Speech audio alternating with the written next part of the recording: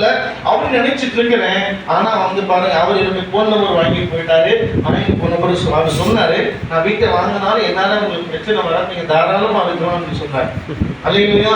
அப்பதான் எனக்கு தெரிஞ்ச பாருங்க அன்பானவர்களே, நம்ம வாழ்க்கையில எது நடந்தாலும் தேவ சித்தத்தின்படிதான் நடக்கும். யாருக்கு சொல்லி கேட்டா, முழு மனதோடு தேவனுக்கு உங்கள் வாழ்க்கையை ஒப்பு கொடுத்தவர்களாக இருப்பீங்களே. ஆனால் அப்படி நீங்க ஒப்பு கொடுத்திருப்பீங்கன்னு சொன்னா உங்க வாழ்க்கையில எந்த சிறிய காரியமும் பெரிய காரியமும் தேவ சித்தத்தின்படி தான் நடக்கும். அதற்காக தான் இந்த காரியம், இந்த இடத்துல வந்து இந்த உதாரணத்தை நான் சொன்னேன். அல்லேலூயா. பாருங்க அன்பான தேவ ஜனங்களே, உங்க வாழ்க்கையில எந்த ஒரு காரியமும் விருதாவாக நடக்காது. ஏதோ தற்செயலா சிலர் சொல்லுவாங்க, நான் லக்கி அடிச்சிருச்சுப்பா, எனக்கு என்ன சொல்லுவாங்க, எனக்கு ஏன்னா அந்த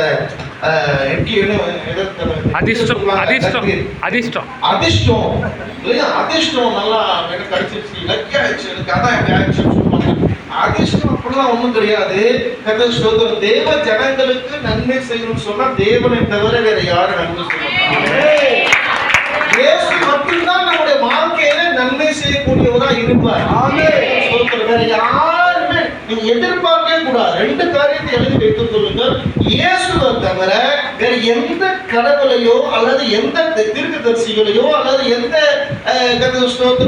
சொல்லுவாங்க எந்த மனுஷரையோ நீங்க நம்பினால் கண்டிப்பாக உள்ளத்துல வாழ்க்கையில ஒரு முறை அல்ல, வாழ்க்கை முழுவதும் சோர்ந்து போவீர்கள். வாழ்க்கையில சந்தோஷம் சமாதானம் இருக்கவே இருக்காது.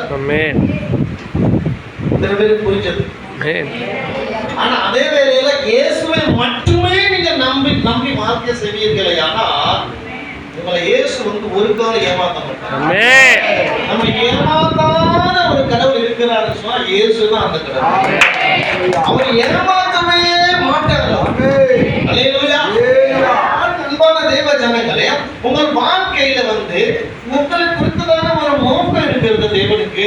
ஏதோ கடமைக்காக ஏதோ சொல்லலாம், ஜெபத்துல கூப்பிட்டா, ஆராதனை கூப்பிட்டா வந்துட்டு சரி வர என்ன சரி தொலைக்கும் அப்புறம் வீட்டுக்கு கூப்பிடுவாரு, வருவார், அப்புறம் பொண்ணு விசாரிப்பாரு, வரல என்ன வரலன்னு சொல்லிட்டு உட்காந்து சரி வர்றேன் வந்து தொலைக்கிறேன் அப்படின்னு சொல்லிட்டு இருப்பாங்க எல்லாம் பார்த்தா. அல்லேலூயா.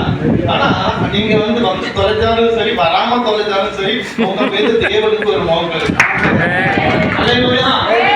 ஆச்சரியப்பட்டு போவேன். இன்னைக்கெல்லாம் பார்த்தா அன்னைக்கு வந்து நான் ஊழியம் செய்யறேன், ஆண்டவருக்கு ஊழியம் செய்வேன். ஆனா எனக்கு ஆச்சரியம், என்னோட வாழ்க்கையை திரும்பி பார்க்கும் ரொம்ப ஆச்சரியமா இருக்கும். இயேசு பத்தி தெரியாது, இயேசு யாருன்னு தெரியாது, குடும்பம் கிறிஸ்தவ குடும்பம் கிடையாது, பைபிள் படிச்சது இல்லை, விசுவாசியா சபையில் இருந்தது கிடையாது. ஆனா திடீர்னு தேவன் வந்து என்ன செய்யறாரு, அழைக்கிறார், உழைத்து வரணும், ஊழியம் செய்யணும்.